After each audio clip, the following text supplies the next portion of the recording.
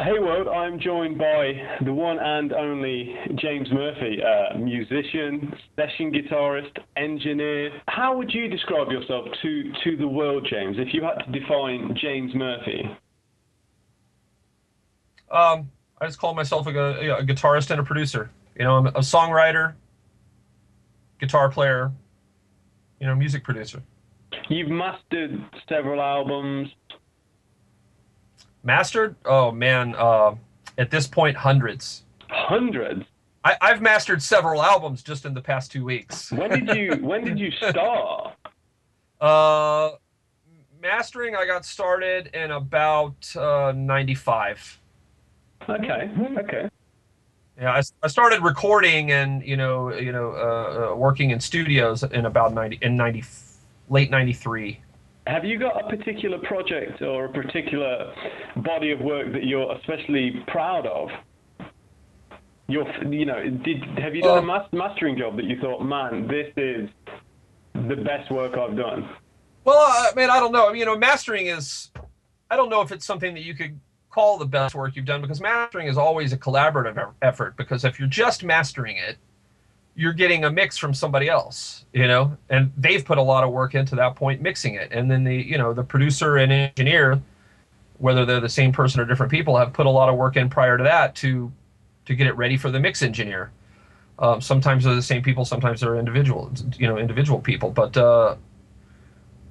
mastering is sort of the final stage, prep for CD manufacture, and certainly I'm very happy with the number of mastering jobs that I've done, but it's really hard to consider yourself incredibly proud. And the thing is, I would say if I had to pick mastering jobs that I were, quote unquote proud of, unfortunately they would be ones that really just don't sound that great, and they still don't sound that great, but they're the ones that I was able to save from being like unlistenable to the point of making them actually listenable just through mastering alone. I was able to rescue them, and so personally and privately, I'm proud of the work that I did on those to save someone's album to the point where no one would be able to tolerate listening to it for more than a couple of minutes, to the point that they can probably get through most of the album.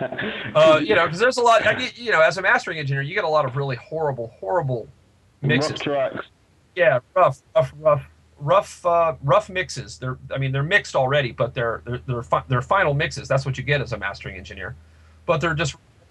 I would say probably the albums, because there's another type of mastering called stem mastering, which where instead of getting just a finished stereo mix, you get a mix, but it's broken up into stems. So you have like the individual groups of instruments on separate tracks, like drums, guitar, bass, whatever. And there's a few like that. And that if you really dig into it, especially if they give you separate stems for snare and kick, where you can really dig into it, it becomes sort of like second stage mixing. And there's a number of those like that I'm very, very proud of. I would say sometime last year on no, it's not Candlelight. I can't remember the label that they're on. Profound Lore, I believe. The band The Atlas Moth, their album, their most recent album to come out, was a stem mastering job that I'm really proud of and really happy about. And there's another. There's also In Crust. It's another sort of sludgy band from the Chicago area that I did stem mastering on, that I'm really happy about, really really proud of. So yeah, stem mastering can be quite good, quite a cool thing. I just did another one song stem mastering for a band from the Chicago area called A Hill to Die Upon, sort of like blackened death metal type of band. It's really really good, and Okay, cool, cool. came out fantastic. And so yeah, I guess I could say that I'm proud of and happy with various things that I've mastered, but uh, in general, pride I think would be more something more reserved for things that I had a lot more to do with, like mixing or producing and mixing. In general, mastering is you know I love mastering. I do quite a lot of it, and it's it man, I have hundreds of credits in mastering. I probably have done more mastering work than anything else, simply because mastering goes so much quicker than mixing. You can master, 5, 6, 7 albums in the time it takes to mix one. So James, we can come back to metal a little bit later.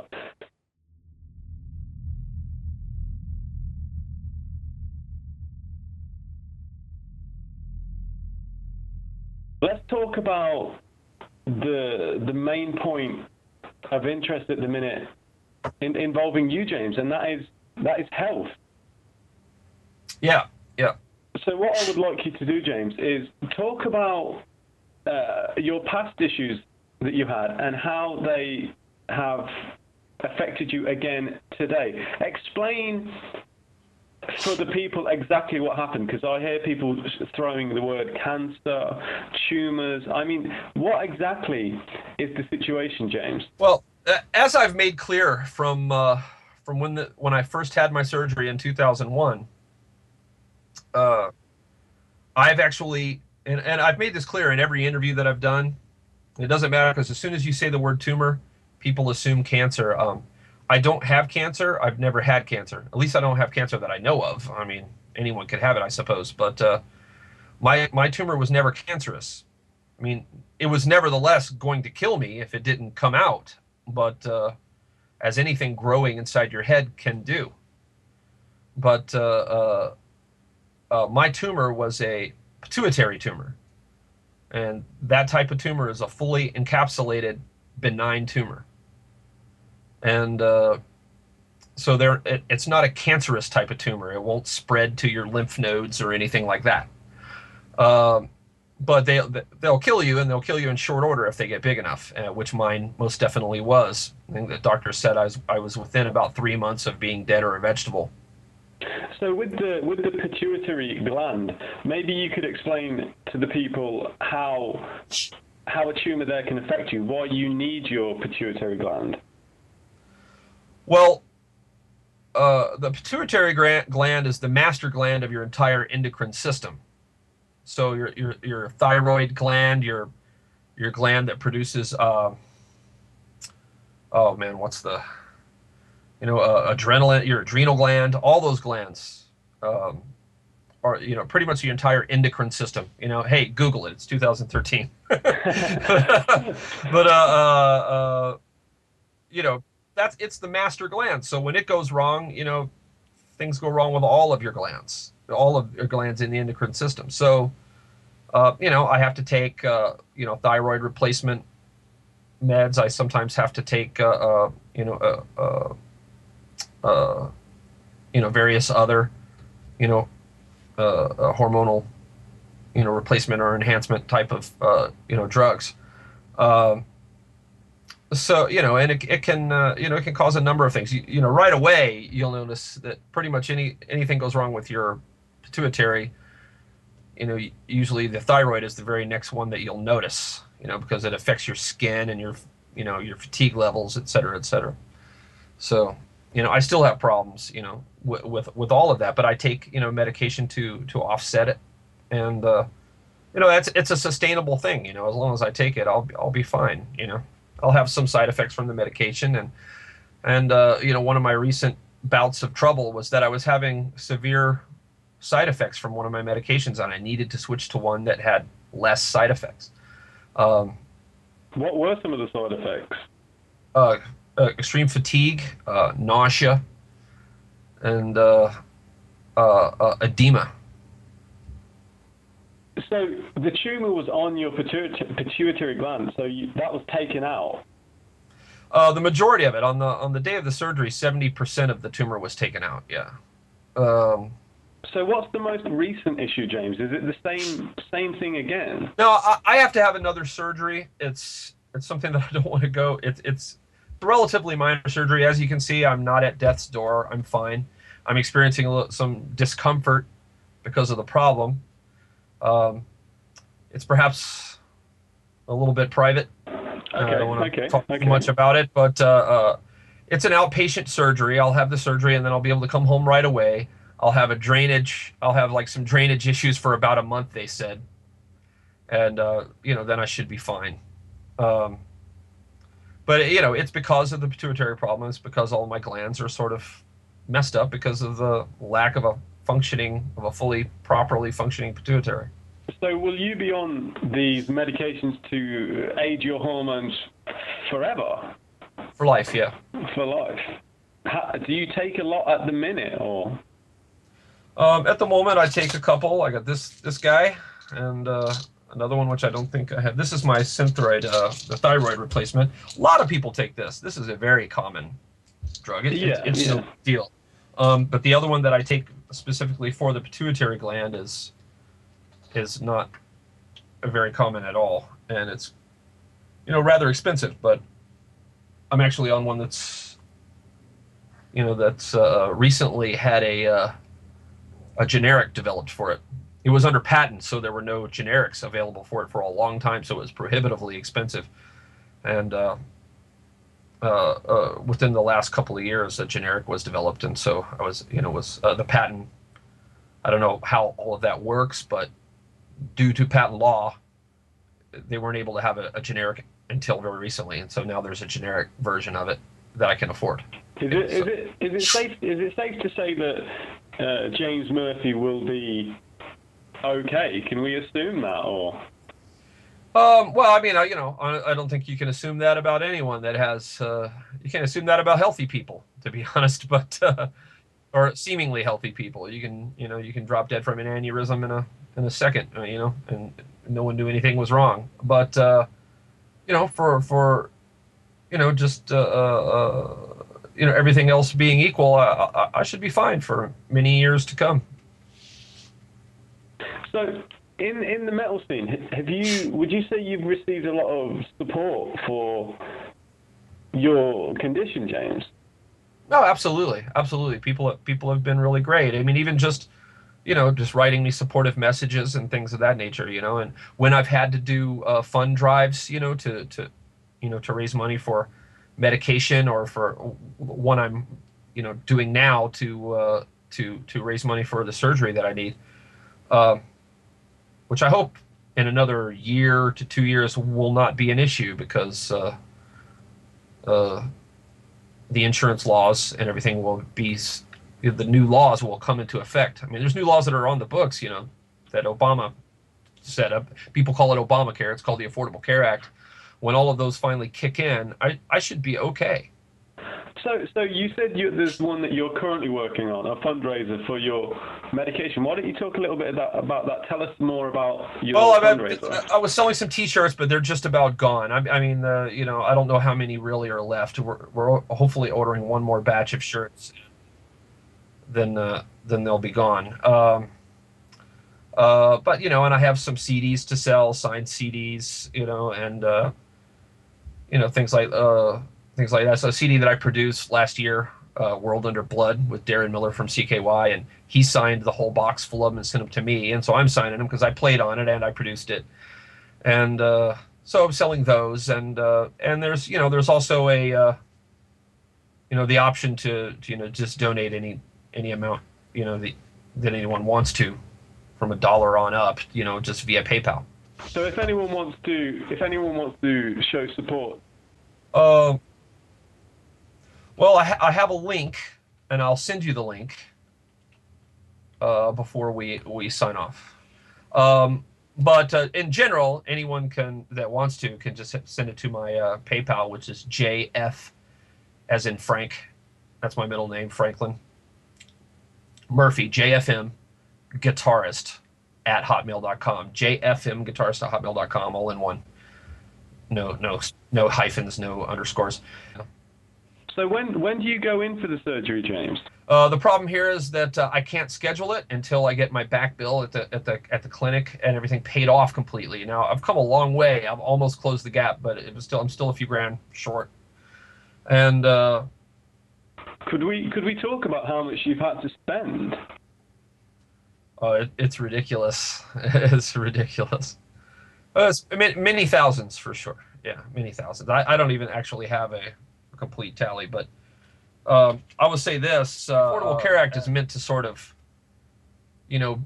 bridge, meet somewhere in between, like what you guys have and what we currently have. I think it's sort of like it would be an improvement for people that are actually ill, that actually need help. I think people that are healthy at the moment are really bitching about it because it's raising it potentially is, might raise their insurance costs or force them to have to get insurance when they're like, yeah, hey, I don't need that bill. I'm healthy.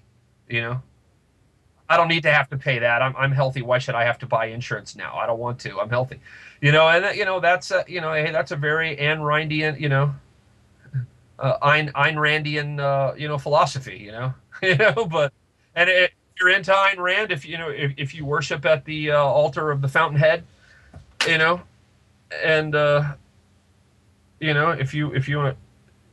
if that's your philosophy, then, certainly the Affordable Care Act is, not something that's necessarily, going to be on your agenda to get behind. But for people that are actually not totally healthy and have pre-existing conditions and cannot get insurance because of the way insurance companies here have the right currently to deny you coverage if you have a pre-existing condition. The Affordable Care Act is quite attractive because it eliminates insurance companies' ability to deny you for pre-existing condition, and it makes health coverage affordable by increasing the pool of people that have to pay insurance. I mean, the thing is, that's the topic that we. Yeah, I don't. I mean, basically, that's politics, and and as soon as we get into that, I can alienate half my audience. Half my potential, base I want to reach. And that's politics. And I'm not 100% convinced that it's a perfect plan, but as someone who has a very serious pre-existing condition, I'm convinced that it's better than nothing. It's better than the status quo, wherein I have to beg for money every time I need help, every time I need medical assistance, which sucks, it really does suck, Yeah, it does. Even being reasonably successful at my job, I still can't meet those costs on my own. Maybe you could divulge some of those costs, James, just to let us know how much it's taking from you. Well, I mean, I can tell you what the original bills are. I mean, like I know that I have a bill of over $250,000 still at the cancer center in Tampa. Even though my tumor wasn't cancerous, that's where it was operated. I had to have neurosurgery. It was considered neurosurgery. A neurologist performed the surgery, and that bill is over $250,000 now. How much is that?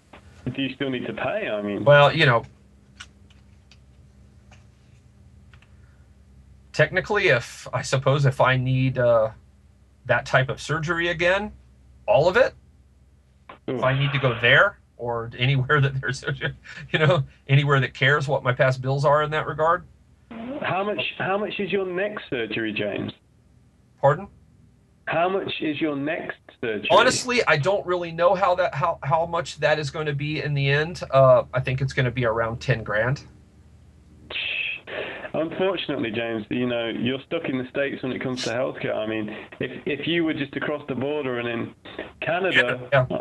Oh man, yeah, they'd sort me out. And the problem is that I think it's a very well understood dynamic by economists that not treating people is more expensive than treating them. Because when you don't treat people, they have the right to just show up at the emergency room when things get really, really bad. Then when things get really, really bad, it's very expensive, time-consuming to help them out. And then, of course, they can't afford to pay, so that gets passed on to taxpayers. So if we had, a universal type of, preventative care in place, sure, doctors would be busier, but it would be, cheaper to help each individial person, and those costs wouldn't get passed on as much. I mean, like I said, it's a very well understood dynamic amongst economists that it actually could help to actually save money to provide preventative care for people. But people that don't have coverage and can't get preventative care, they have to wait until they're in a dire need, and then they can show up in an emergency room, and they have to be treated by law, and then the cost of that is passed on to taxpayers. So, it is what it is. And like I said, I'm not 100% convinced that the ACA, commonly, Affordable Care Act, commonly known over here as Obamacare, is the ideal solution. And I'm sure there'll be plenty of people listening to this that will furiously type away, comments,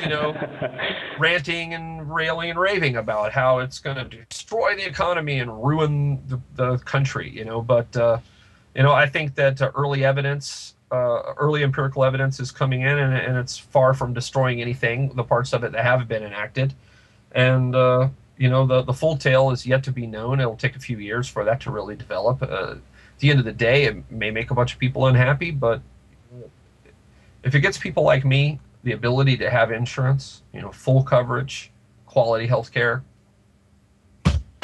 I'm all for it. And anyone that actually believes that there's going to be death panels needs to just go hang out with Rush Limbaugh and Alex Jones and leave the rest of us alone. We can say that it's basically bullshit, James. That people have to go through this. I mean, I know people that are already benefiting from Obamacare. Cheaper prescriptions and. Oh yeah, the parts of it that are already enacted are helping millions of people out. There are millions of teenagers and people in their very early 20s that are able to stay on their parents' insurance now, because they're still too young. They're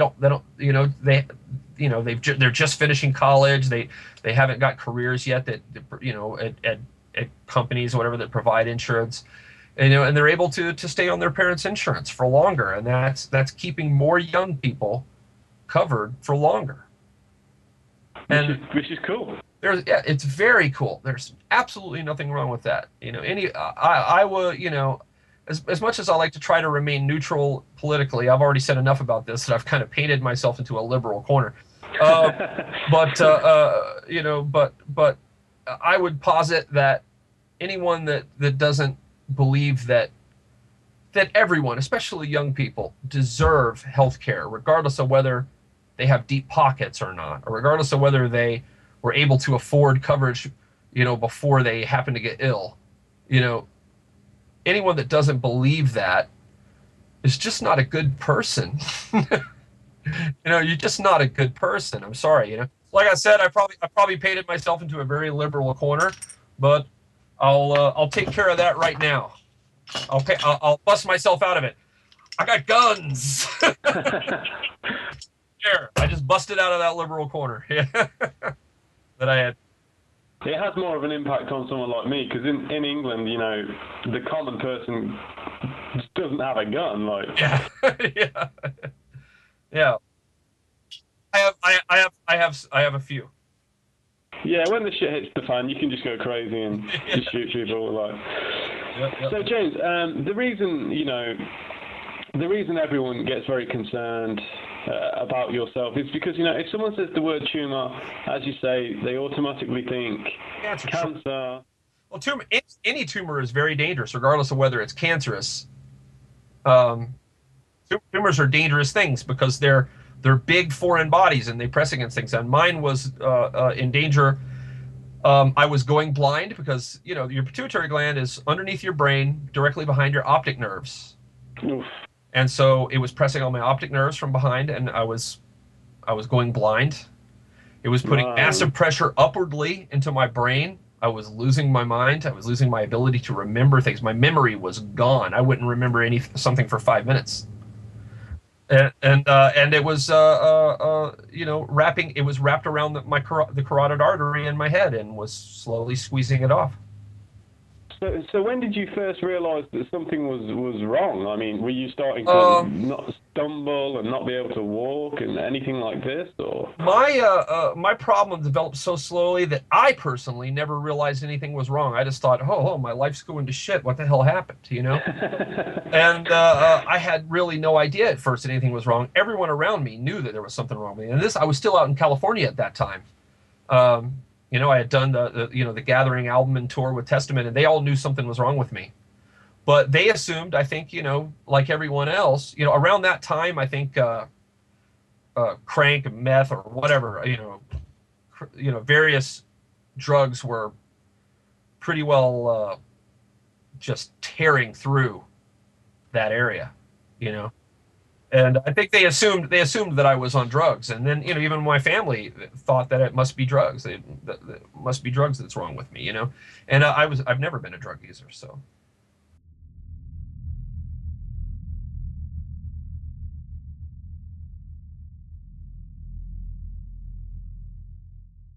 Well, let's use this as a bit of a segue. I mean, of course, so many people love your body of work, James. If we go back to some of the early days, we can talk about your time in death.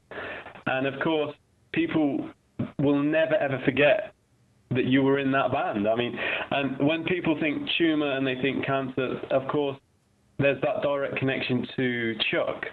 Yeah.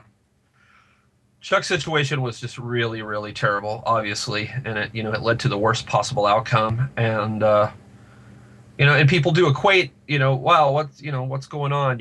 Both, James and, Chuck both had, got this, brain cancer. That's what they think, because my tumor was in my head, so people think brain cancer. A pituitary tumor, like I said, is not cancerous, but it's a tumor, and it's in your head, and it's right underneath your brain. Unfortunately, Chuck's was a cancerous type of tumor, which means it just sort of spreads tendrils out and just goes everywhere. And it was a very aggressive type for which there weren't very many good treatments. And so there are similarities in that they involve tumors in the head, but Chuck's unfortunately was always much more grave than mine. I certainly could have died from mine, but there was always the chance that I could have been saved, and ultimately I was. And it's speculation on my part, but I think it's reasonable speculation that Chuck almost never had a chance with that tumor, not with the state of medicine and the understanding of that type of cancer as it was in 2001, 2002, Well, I mean, the amazing thing about Chuck's condition was that they said that that particular type of cancer was mostly found in children. Ah, yikes. Yeah. So it's very rare for an adult to actually have this particular cancer. I mean, of course, when Chuck died, you'd been out of the band for a long, long time. Yeah. So where were you when you heard the news? I was in California, and I was already starting to get ill. I mean, I didn't recognize it at the time, but everyone around me did. But I was already starting to get ill. I was already having very clear symptoms of fatigue, sleeping way, way too much, my vision slipping, and my memory going. But I was clear-headed enough when I heard the news that even though I had not spoken to Chuck since 1990, other than one time I think we bumped into each other on some other band's tour bus that was around on tour, and we both happened to we both knew the band, and I was on the tour bus and he came on it, and I was there, and I think we just said, "Hey, what's up?" and that's it. Hey, what's up? So we hadn't spoken, like I said, since 1990. So, but once I found out that he was sick, it was 99 when I found out he was sick, 99 or 2000. And when I found out he had the tumor. And I didn't, even though I was already ill, I was clear-headed enough to not hesitate for a second to pick up my phone and call him. And, I'm really how young were you, James, when you were in death? Oh, my very early 20s. So 20, 21, 22. Yeah. How was your time in the band? Oh, we had a blast. I had a blast, especially just the whole process of, getting in the band, and then the really sort of serious crunch, like 3 weeks where we wrote the second half of the album together. Because when I joined, 4 of the 8 songs were done. And then... why don't you remind the people, for people that don't know you, what album were you on, James?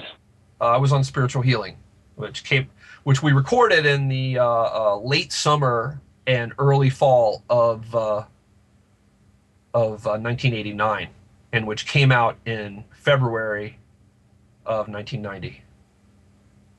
So how would you describe your relationship with Chuck? It was fantastic for the majority of it. Like I said, I was in the band for. I was actually only in. I was in Death for under a year.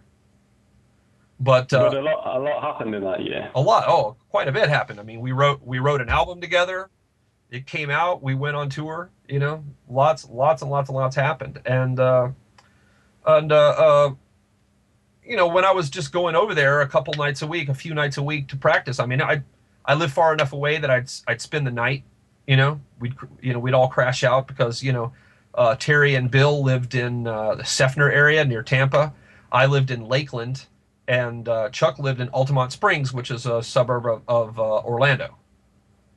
So, for anyone that doesn't know, I mean, from Lakeland to that suburb in Orlando is about 60, 70 miles, and it's another 30 or so on to Tampa, Seffner area. So I had about 70 miles to come. Bill and Terry had about 100 miles to come. So, we'd go and we'd spend a night, we'd show up, rehearse, then we'd spend the night, get up, rehearse the next day, and, then we'd do that twice a week, so I was spending the night there at Chuck's house like twice a week. And, man, we had a blast. We had a good time. We were all into records, and we were all into the same old bands, like old French rock bands and things like that. It was great. early French metal and various other European stuff. I mean, bands like Sortilege and Satan Jokers and H-Bomb and, just stuff like that. So if your relationship with Chuck was great, your time in the band was great, what happened? Well, yeah, I was headed towards that. Touring happened, and and two guys in their early 20s, young guys in their early 20s forced together, at a very intense, situation, living together in, in an RV for, a month and a half, 2 months, and basically it was a situation of two alpha males, two young alpha males. And, and I was less experienced than Chuck. He had done an album and a few tours, and he had done a couple albums and several tours prior. I had done one tour with a band called Agent Steel in Europe prior to that. That's all I had done prior to Death. Spiritual Healing was my first album. The tour we did was only my second tour. And, I had, like I said, a couple years earlier, I had toured Europe with Agent Steel, but, I was less experienced, but I had a very alpha personality at the time. And I had this really, I had a very, strong sense at the time of what I wanted out of the situation, and rather, perhaps, I was a bit aggressive on that, there's no doubt about it. I want to, and I have to say, and let me preface this, because you hear stories today, like I think just yesterday the story broke that Dave Lombardo split because he didn't feel that Slayer and their management perhaps were being clear and paying him properly, and the financials weren't divulged properly and all that stuff. It was nothing like that with me and Chuck. Chuck was incredibly fair to me. He was the most fair person I've ever encountered in the music business. He paid me the most fairly and the most properly and the most promptly of anyone that I've ever toured with. I mean, he's the right. Every night they would sit down, figure out what the bank was, and we would divvy it up right then and there, and we'd keep a bank for expenses. So I was paid 100% fairly. It had nothing to do with money. But there's lots of other things that happen business-wise and behind the scenes in a band. And, when you're young in your first album, you don't really necessarily understand everything as well. I was in that situation. I was really young. I didn't understand how everything should work, or normally worked. And Chuck was young, and even though he had a better understanding than me, he perhaps didn't have enough experience explaining it to people. You know what I mean? So it was that meeting of, my lack of understanding of how certain things worked and his lack of a certain amount of lack of ability to, or to explain it. So we can say you were just young kids with Yeah. big personalities, Yeah, big clash young and kids who thought we were. fuck you, Chuck, fuck you, James. Although we never actually said that. We never had that moment. We never ever blew up at each other, and never cursed each other out.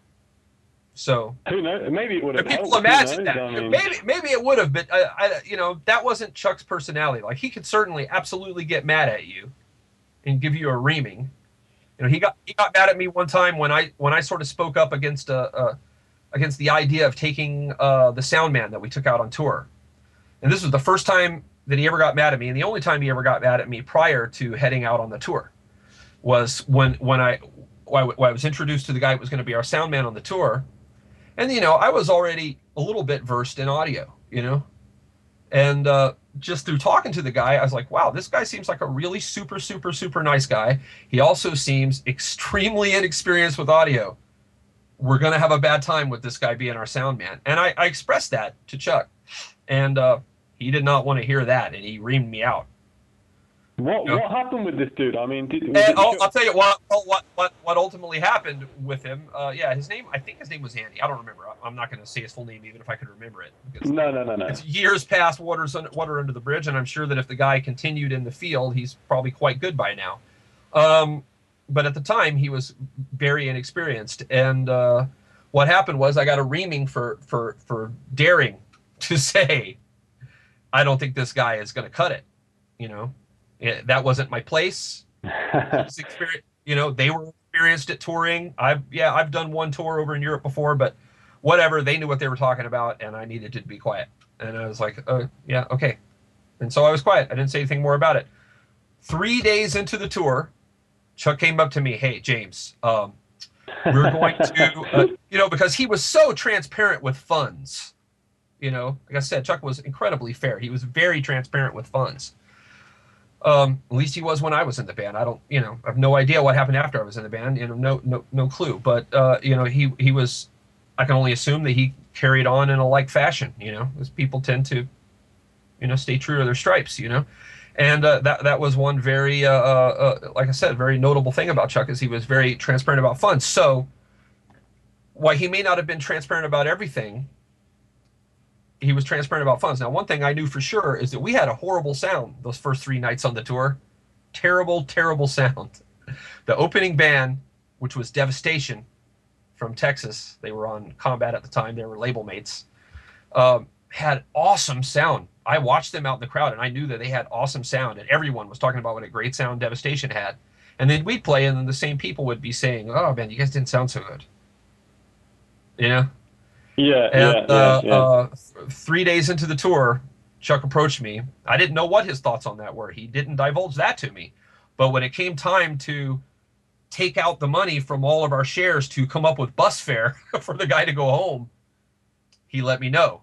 He was like, hey, this much is going to be deducted from your share tonight because we're sending Andy home on a bus. And we're hiring Devastation sound man to do our sound as well. And are you there? Yeah. Yeah, and so yeah, and that's how I would find out things. But so we hired that guy. He did our sound for the rest of the tour, and it was awesome. So what's your? I mean, let's give you a big, wide, general question, James. What's your fondest memory in metal or in music? Any band, any time. Your best moment. Oh man, I don't know. I have so many of them. I could say just playing shows with the Testament, the Gathering lineup. Dave Lombardo on the drums. Lombardo on the kit. DiGiorgio on bass. That's really good times. Also. How about the Cause of Death album? Yeah, Cause of Death was great. That's a fond memory for sure. Looking back, very fond memory. Yeah. It came together so quick, I mean, the way that happened was when I left Death, I knew I was going to be leaving at the end of the tour. And it ended up that I left, a few days shy of the end of the tour, actually. We agreed that that's what we were going to do, Rather than make it some awkward thing at the end of the tour, I would just, go. We were already in Florida, so it was a quick bus trip home, so. How about, how do you say it? Disincarnate? Yeah, Disincarnate, yeah. I mean, that's another one of these albums that somehow has become, it's very rare, it's very expensive. Yeah. I think the demand for it has grown over the years, and the supply has been, even though it has been reissued twice, it's not been in great numbers. I mean, maybe you could tell the people of the world that I imagine you must get royalties from metal albums, the albums you've recorded on, and I do. But can we say that because it's metal, it's never going to be a large? Yeah. No, I couldn't live off of it. Absolutely not. Even back in the day when they were fresh, when the albums were selling well, Yeah. My biggest selling albums were done 20 years ago. So 20 and 15, 15, 16 years ago. Yeah. And so while I do get checks in the mail, the sales have, for all intents and purposes, bottomed out on those albums. So, while maybe, I might have got, I get a check every quarter, while back in the day it might have been, a grand or two each time. And how about these days I'm lucky if there's a check, but often there is, and it can be anything from $9-10 to $60-70.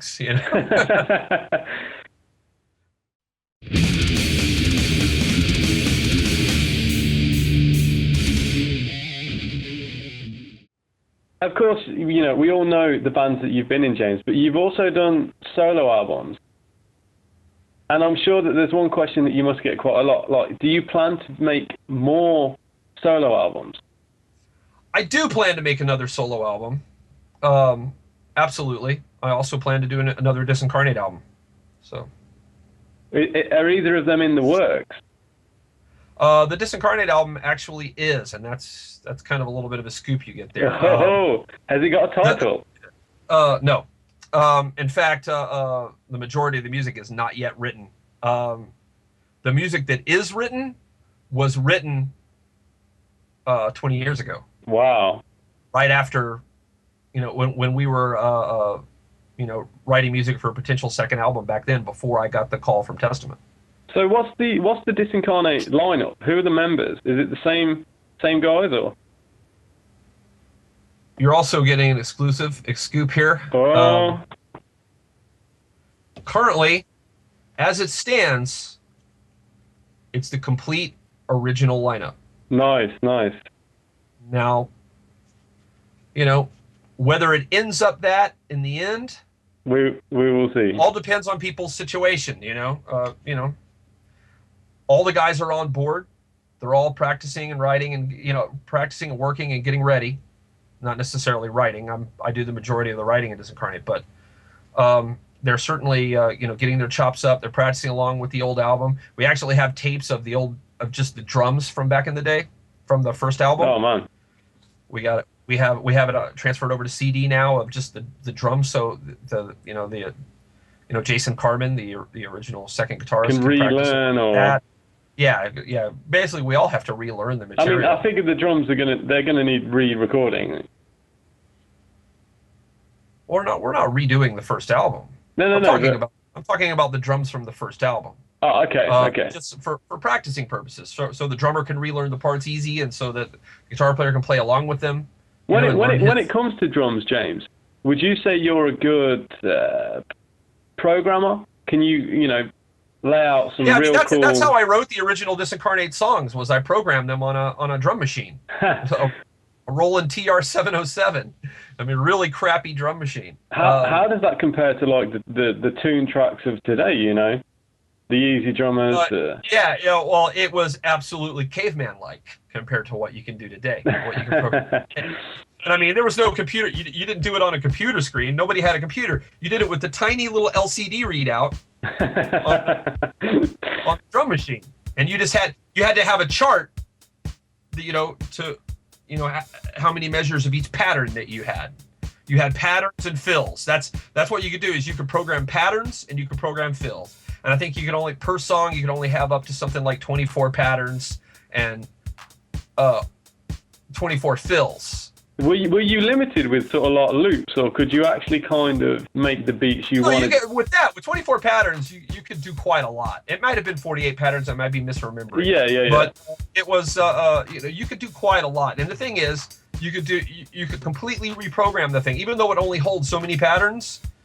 You could do what's called a data dump to a cassette tape. It would just shit out a series of bleeps and blips onto a cassette tape that would store the that's called a tape dump, and you would just dump the data to a tape. So I had a series of cassettes that had the data for each song. So while I might use up the entire palette for one song that I had available, I could then dump that to cassette and have it a fresh palette to go again for the next song. Yeah, that's cool. That's cool.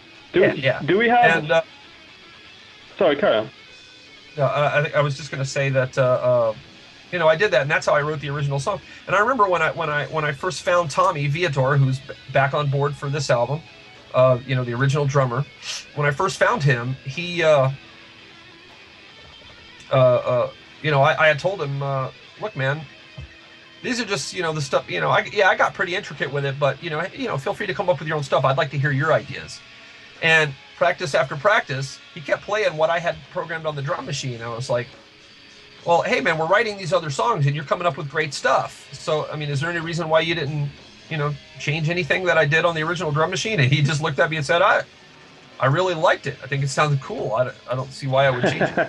That's always... I was like, okay. Yeah, I mean, that's always a musician's approach, to feel a bit inadequate about the things you create, like... Yeah. So I figured if the drummer thought they were cool enough that he didn't want to change them when he was perfectly capable of coming up with stuff, then they must be fine, and so we left it.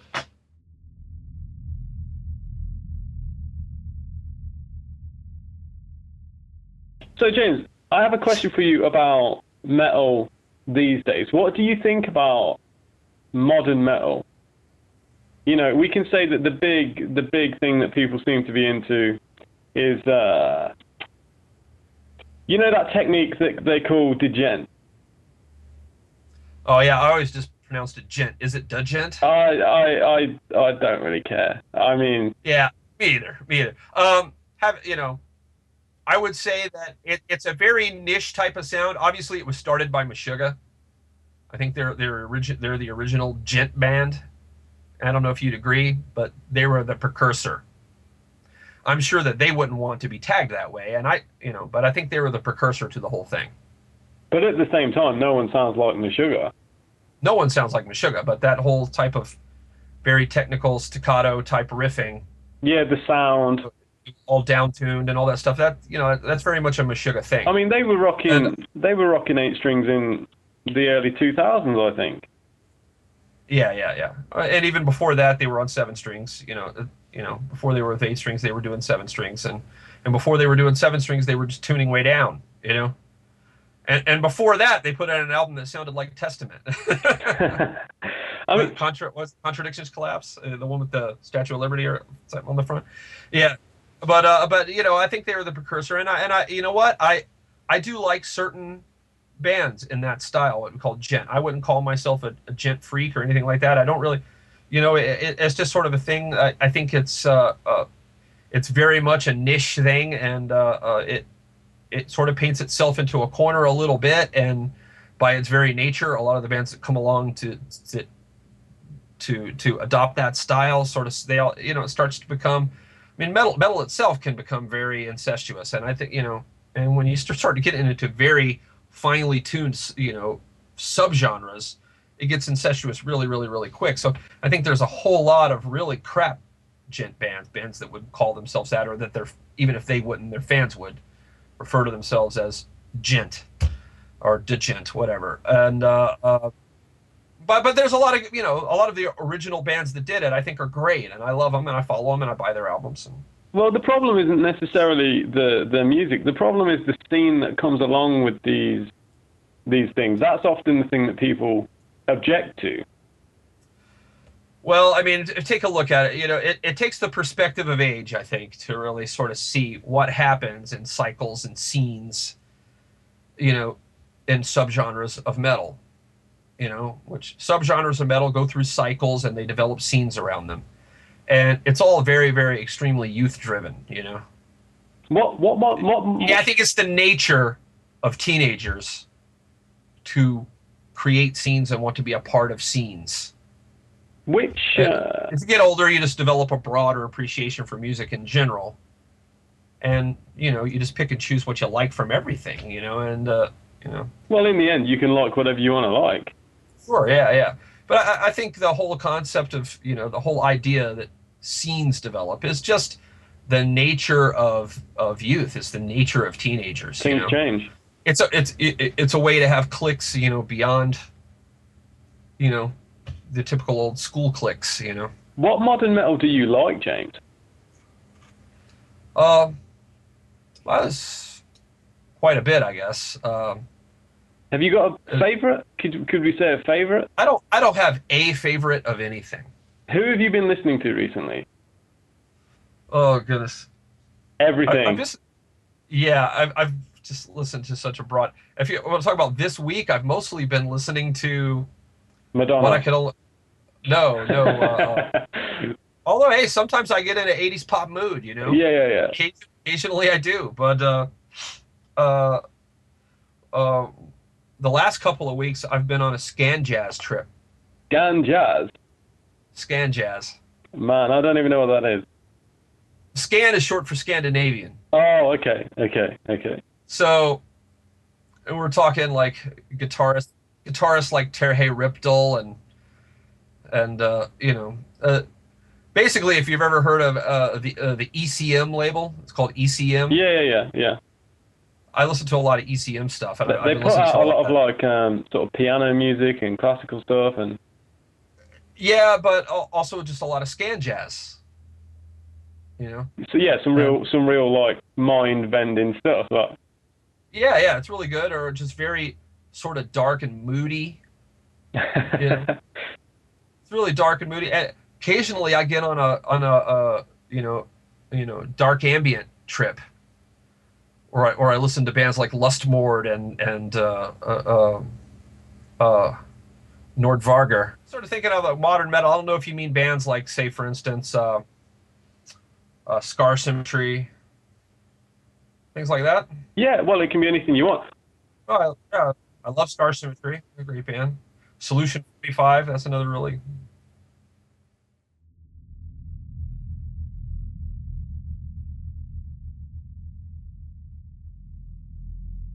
How can people get in contact with you, James? You know, email. We know your PayPal. You know, that same address is a good email address for me. And you know, of course, Facebook.